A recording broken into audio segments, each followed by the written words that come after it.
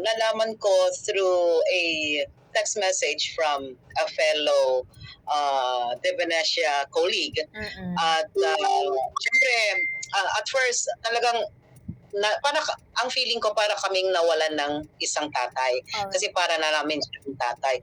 Imagine for more than 20 years na kasama ko na rin sila noon pa. At hanggang ngayon. So from the tatay to the asawa to the anak at saka sa asawa uli talagang nandyan yung aming pakikisama sa kanya. At alam nyo naman siguro kung how I am close to them. At every December 26, pag birthday niya, pag ginaganap sa Manila, ini-invite din ako and some other close media friends.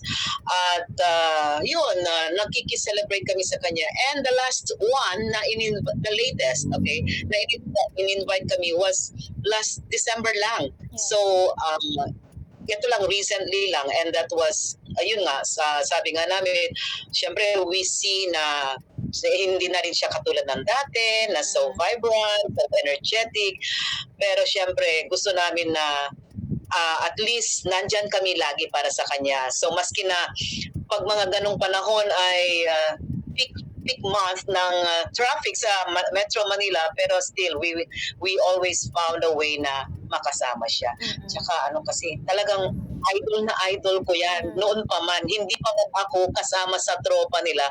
The first time I saw him was when he spoke as guest speaker ng Pangasinan Press and Radio Club.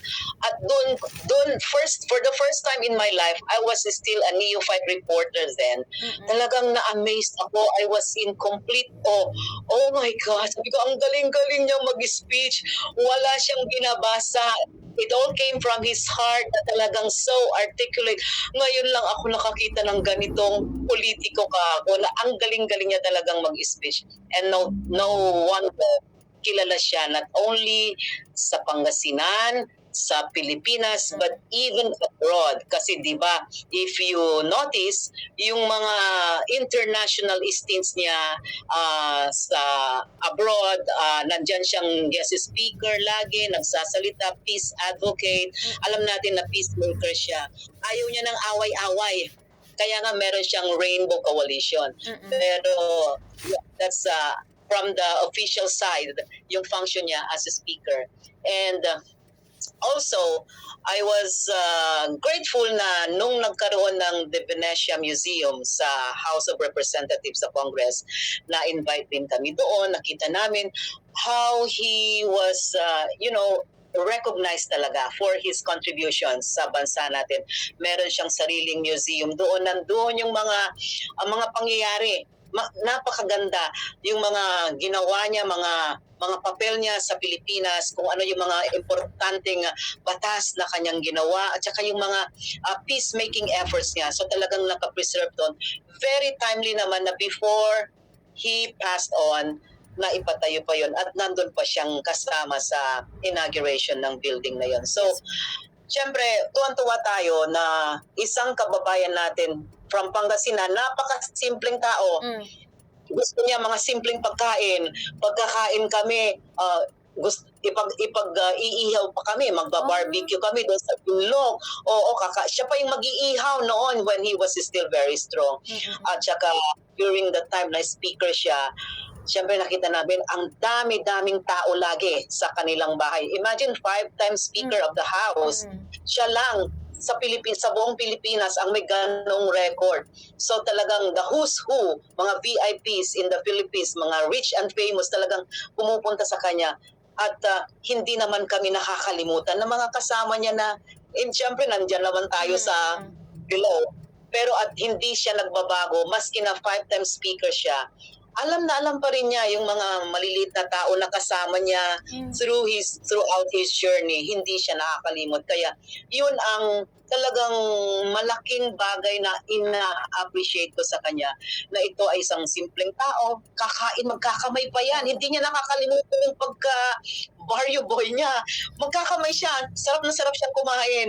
Mantumpok na mga nakatumpok, okay? So, simple lang yung mga pagkain na gusto niya, hindi yung mga katulad ng, siyempre, mga pagkain mayayaman. Siya simple talaga, hindi mo aakalain na, uy, yaman ng taong ito, pero pag kumain siya, ganun lang.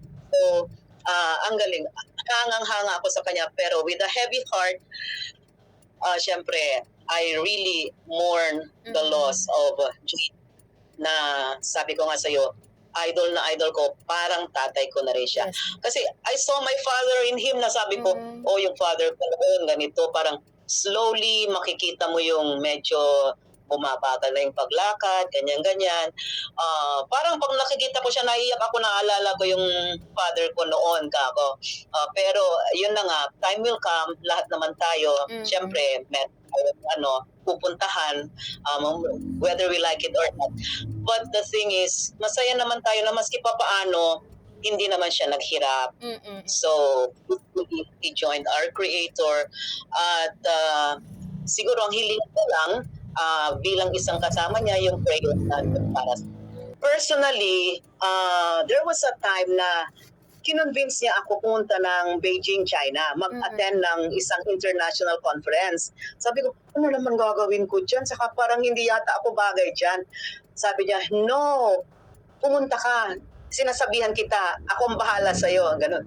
At doon ko nakita gaano katindi yung influence niya sa, for example, Chinese embassy in Abrasa da Agni, in Pangasinan.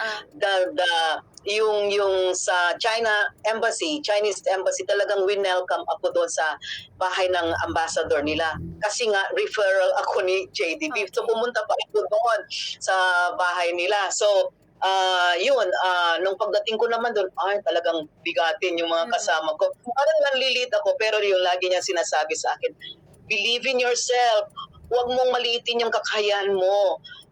Ipakita mo, galing ka nga sa probinsya, pero alam kong kaya mo yan, sabi niya. So yun ang talagang nag-boost ng confidence ko. And binibigyan niya kami ng importansya. For example, pag nandito siya noon, every time na magbabakasyon sila, weekend, dito sa Pangasinan, tatawagin niya kami. Itong mga kasama natin sa media. Of course, may mga kasama siya sa national media, pero mas gusto pa niya na ibigay yung mga news dito sa mga kasama niya sa media sa Dagupan. Gusto niyang sa amin daw ibigay. So, tuntuhan naman ako doon na yung in-uplift niya yung aming self-esteem, yung aming moral. Yes, ma'am. Message, ma'am, for the De Venecia family po. Para sa De Venecia family, syempre lahat tayo malungkot, kulang na lang ipakita natin na yung umiiyak, pero hindi man natin,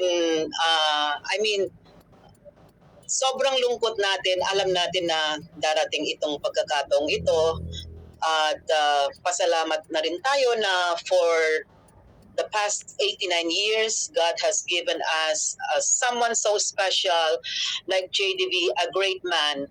At throughout history, talagang yung pangalan ng JDV, talagang nakakarve na yan sa niche ng politics sa Pilipinas. And I'm so glad na yung pangalang yan ay taas noon nating ipagmamalakihan talaga, dahil si JDV was such a gem. Napakadalang na magkaroon tayo ng ganyang klaseng public servant dito sa ating bansa. So, I am with you in mourning the passing of our beloved JDV, at sana po, lakasan lang po natin yung ating loob. God be with us always.